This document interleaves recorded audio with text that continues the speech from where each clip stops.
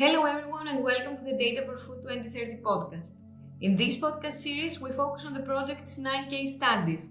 These are real-life examples that aim to map and improve the data economy for food systems.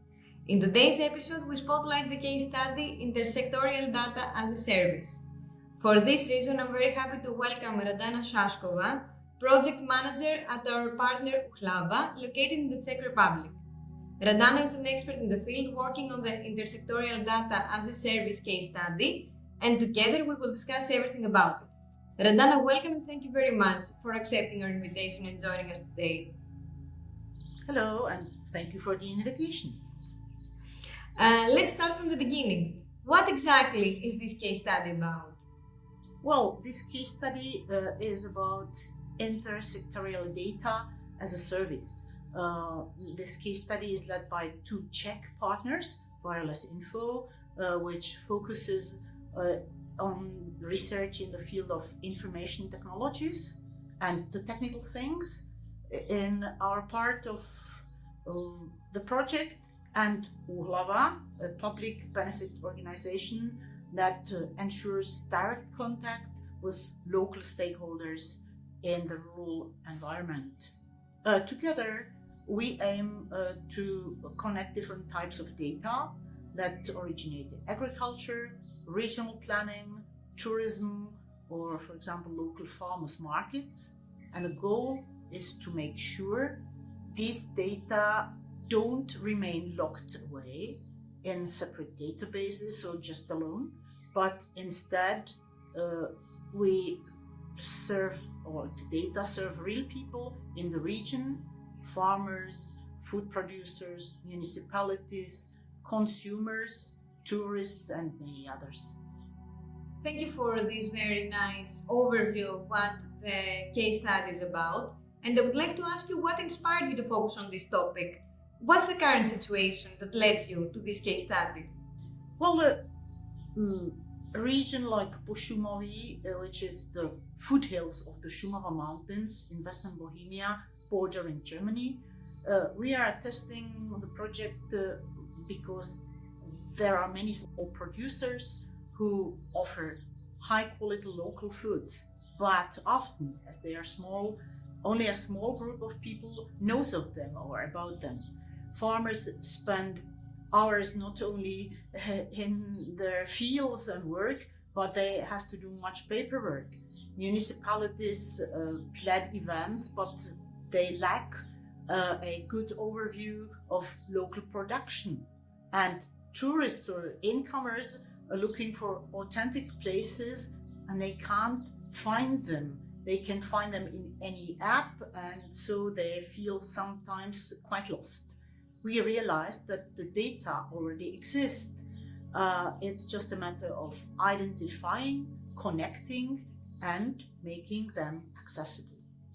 So the main challenge is to connect these worlds, agriculture, tourism, and regional development, right? Yes, exactly. And on top of that, there's the issue of motivation. Data sharing is not always easy because people worry that the data might be misused, or simply they do not want to spend time keeping their data up to date. So besides the technical solution, we are also looking for ways to encourage and motivate stakeholders to provide and maintain the data. And you mentioned solutions. Could you tell us a little bit more about what concrete solutions you have developed so far? We started where something already existed. So we have now something that is called Atlas of Regional Specialities, which is a database of farmers, small producers, and interesting local places. We updated and expanded it. And we also connected it to an existing e-shop with local products. So if someone looks up, for example, cheese or yogurt from Pošumaví, they also find out where to buy it and where are the farmers markets are held, where it is sold, and also they can find what else is interesting in the area of that production. This sounds very interesting. At the same time, we are working on a kind of automation, for example, using AI tools to gather information about farmers' markets directly from websites, if they exist on websites. So this way, the data collection does not solely rely on people, and then it can run continuously. Thank you very much. And how have you achieved all these results? Do you follow a specific methodology or approach? Well, we are trying to use artificial intelligence, which sounds quite interesting to many people now, because it can help us with automated data collection and processing, that significantly reduce the need for manual work. Because whether market or finding market dates, new products, or updating contacts or contact informations, in the future we'd like to offer tools that will allow to do this, and for farmers it will be easier to manage their data directly and simply, ideally in one place. You mentioned farmers. Could you also tell us a little bit more about the impact that your results have on different stakeholder groups?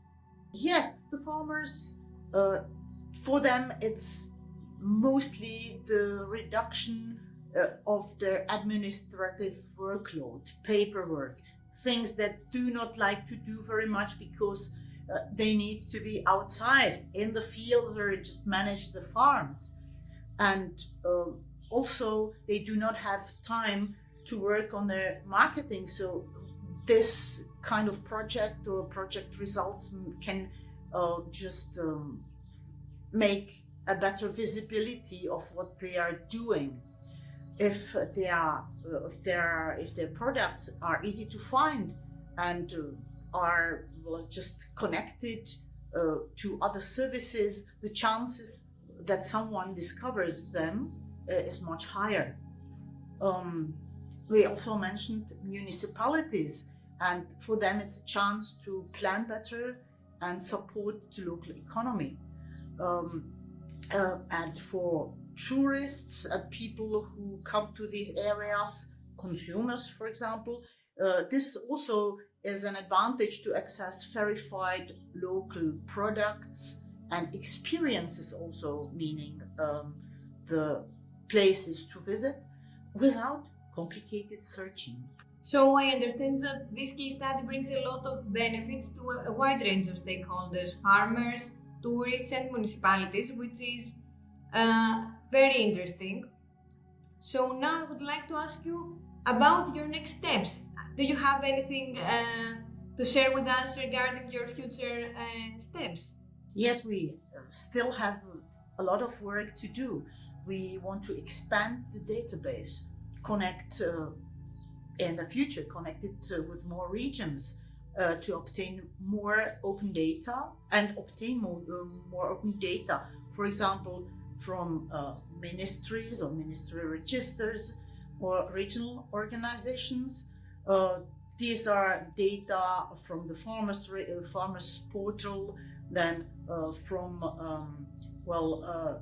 ARES or RAION and public data catalogs, but also from open data sets like OpenStreetMap, for example.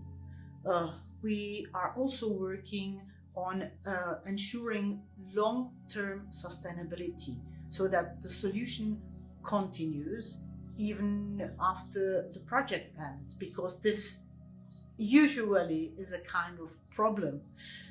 And an important direction is the international cooperation, both connecting with the case studies in the Data4Food project and also with other research initiatives supporting regional development, like the Polyrural Plus project, which also runs a pilot in our region of interest.